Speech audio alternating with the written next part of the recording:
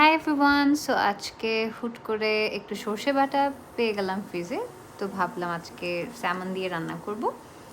So আমি যে রেসিপিটা ফলো করে রান্না করেছি সেটাকে আজকে তোমাদের সাথে শেয়ার করব। তো আমি একটু পেঁয়াজ কুচি করে সেটা তেলে ভেজে এরপর বাটা সর্ষে দিয়ে কিছুক্ষণ কষিয়ে সেখানে আবার একটু হলুদ, একটু মরিচ গুঁড়ো দিয়ে ভালোভাবে কষানোর জন্য একটু পানি অ্যাড করলাম, সাথে একটুখানি লবণ।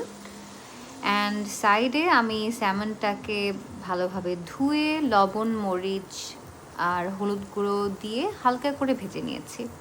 অ্যান্ড ঝোলটা কষানোর পর একটুখানি পানি দিয়ে সেখানে আগে থেকে ভেজে রাখা স্যামনগুলো অ্যাড করে দিব।